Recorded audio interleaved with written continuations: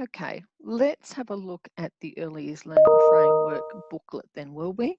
I've got it here on this page, and you can see that it starts off with belonging, being, becoming. But when we look at the bottom of it, it does actually tell us it's the Early Years Learning Framework for Australia.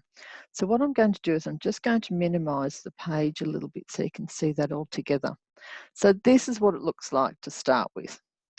Go to our page 2 where it's just got our information that where it was produced, and it's done by the Australian government. And then we've got our contents. So what we're going to talk about today is, through this PowerPoint, is the contents of the Early Years Learning Framework. So we will have a look at the vision for children's learning, what the elements are about the children's learning, about pedagogy, the principles, the practices, and the learning outcomes for children from birth to 5 years, which many people who work in the education care service are quite familiar with, the learning outcomes. Probably not as familiar with the other points of the Early Years Learning Framework, so that's why we're going to have a little look at this as we go through. So it has an introduction. It tells us that it is about, it's the first national Early Years Learning Framework in Australia for early childhood educators. It was developed with the Council of Australian Governments, and the framework is there to have intentional purposes in what we're going to be doing in developing children's learning and development for them.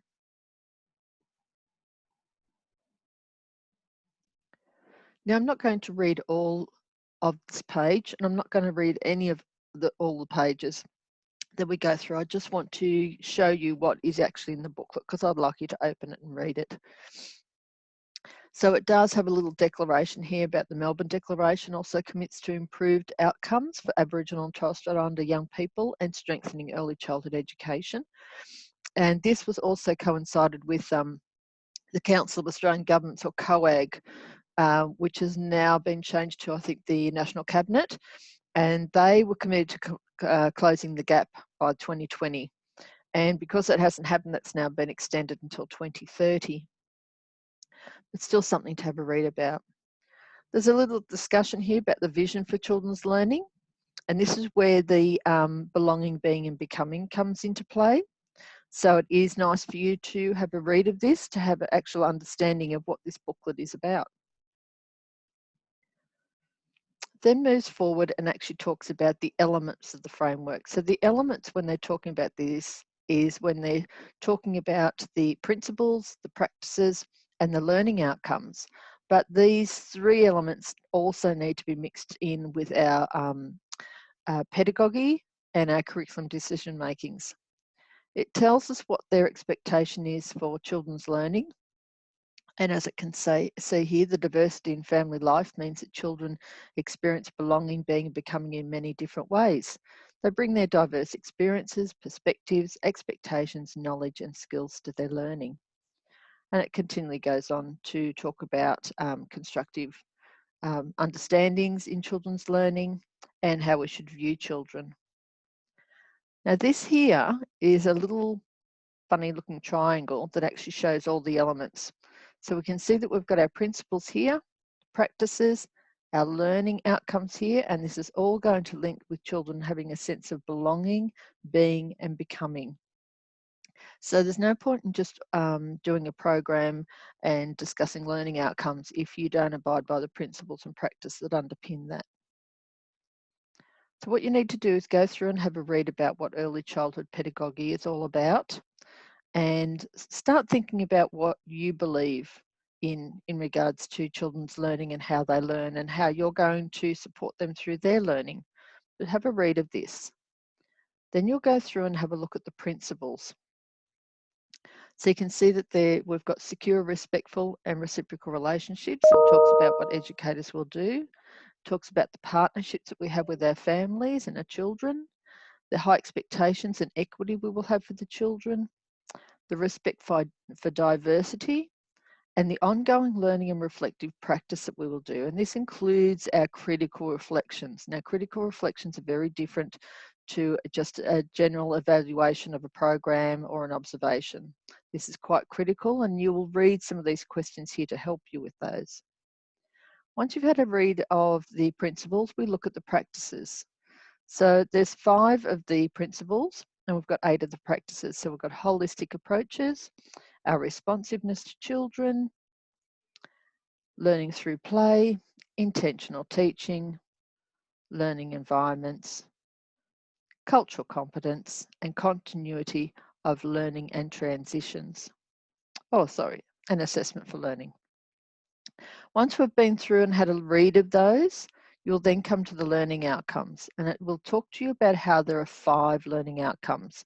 And when we go to each of the learning outcomes, it will give you an overview of what it actually means, and then it will have what we call sub-elements underneath. So this one for a learning outcome 1 has children have a strong sense of identity, and we have 1, 2, 3, 4 points that go with this. So children feel safe, secure, and supported. So if we have a look at that, we can see that it would be evident if we see these things for the children, but they are just examples, and there are many more that you could add to this. But it also provides examples of what educators might be doing to promote that type of learning. So you will read through each one. This one will relate to the second point, the third point, and the fourth point, and then it will move through to the next outcome, which is 2. And the same thing. This time we still have the 4 points, so we'll do the same thing. 2, it's our third point, our fourth point, and then we're on to outcome 3. Now this one only has 2 points, so it'll give an example of the first point and the second point. Then we come to outcome 4, and we have 1, 2, 3, 4 points again. Move through those. Comes to learning outcome 5, and we have 1, 2, 3, 4, 5 points, and it will take you through the 5 points. It's really important that you get familiar with your learning outcomes. If you're not sure about some of the things it's talking about, go to the glossary of the terms so you can actually have an understanding of what it means and what they're talking about. And then it has a bibliography, which is providing lots of information. So there's got some of these things here, like Rogoff. She's a theorist, and that might be something that you might want to look further into if you wish to. So it's not a big document, 47 pages, but the whole idea is that you just open it, have a read of it, and you'll read it many, many times. And if you do decide to print it out, and I like to have something in my hands that I can reflect on all the time, because sometimes we're unable to access our computers.